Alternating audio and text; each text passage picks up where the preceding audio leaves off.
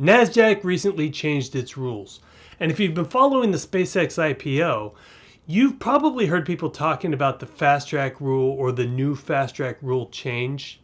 In my last video, we broke down the lockup period and separated the facts from the fiction. In this video, we're going to do the same thing. I'm going to cover the new fast track entry policies so that we can see what's really going on. It isn't a SpaceX specific rule. It's a permanent change in the Nasdaq 100's policy that applies to any company that meets the requirements. In this video, I'm going to break down the 4 major changes to the fast entry policy. We're going to talk about what changed. We're going to discuss what that means if SpaceX gets added to the Nasdaq 100. What is the fast entry policy? The fast entry policy is the Nasdaq 100's methodology change that allows newly traded companies to be considered for inclusion sooner than it was before. Historically, new public companies had to spend more time trading in the public markets before they were considered for inclusion. This new policy creates an accelerated pathway for qualifying companies.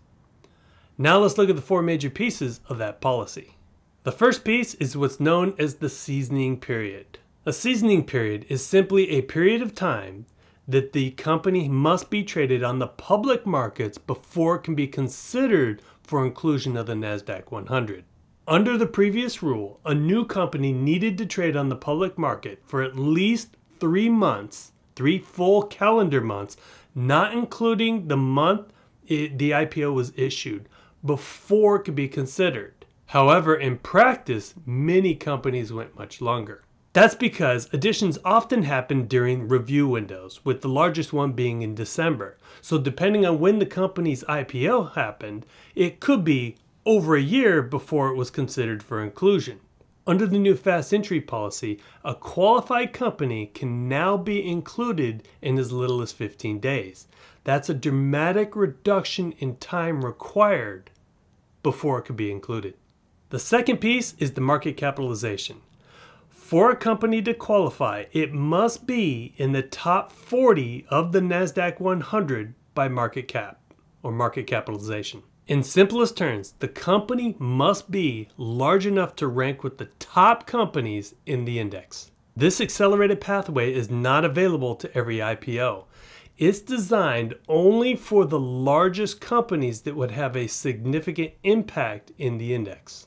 Based on reported valuations, SpaceX would be large enough to qualify under the market capitalization rules for this fast entry program. However, market capitalization alone isn't enough. The company must also satisfy the Nasdaq liquidity requirements. Which brings me to liquidity, the third piece. Liquidity measures how actively the stock trades. In simple terms, the Nasdaq wants to make sure there's enough buying and selling activity to make sure that it can handle the volume required to be added to a major index. The fast entry policy does not eliminate the liquidity requirements. Companies must still demonstrate a significant activity before they can qualify. Think of it this way. Market capitalization tells the Nasdaq how big the company is.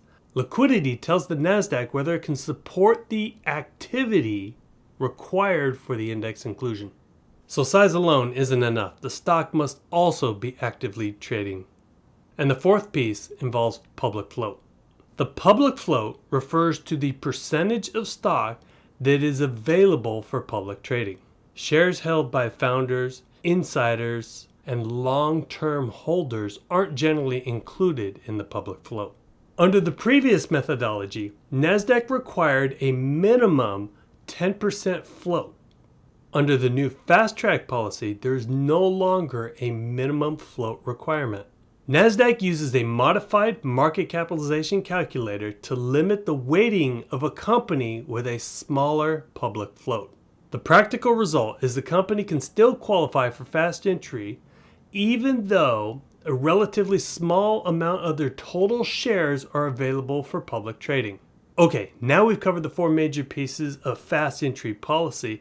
Now let's talk about what happens if SpaceX gets included in the Nasdaq 100. And the simple answer is a lot of money would need to move. You see, many mutual funds, ETFs, and institutions are designed to track the Nasdaq 100.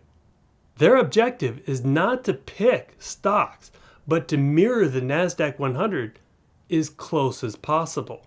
So when companies get added and removed to the index, the institutions that follow those, that mirror those, need to adjust their holdings to reflect the changes. One of the most popular ETFs in the Nasdaq 100 is the Invesco QQQ Trust, also known as QQQ or simply the Qs. The Qs manages hundreds of billions of dollars and is designed to mirror the Nasdaq 100.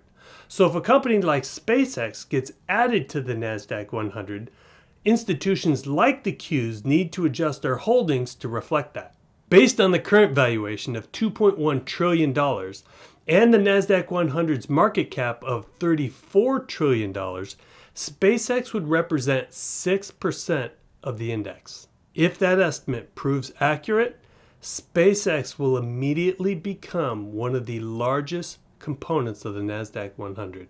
If SpaceX was added at a 6% weighting, index funds and ETFs that track that would have to purchase SpaceX and reduce other holdings to maintain the proportional balance. They're not creating new money, they're rebalancing existing funds. And this is an important distinction. It doesn't mean the ETF becomes 6% more valuable. The value remains approximately the same. What changes is the composition of what's held in the fund. Once included, SpaceX will begin to influence the Nasdaq 100 just like the other components in the index. The larger the weight, the larger the impact of that company's stock price will have on the index. That means SpaceX will become a meaningful contributor to the Nasdaq 100. While the fast entry policy sounds like a technical rule change, it significantly alters how fast a new publicly traded company can be included in one of the world's most influential stock indexes. Whether you're following SpaceX specifically or just trying to understand how major IPOs influence the broader market, understanding these rules may help explain what may happen after a company goes public and why institutional investors pay such close attention to index inclusions. Thanks for watching. Follow for more.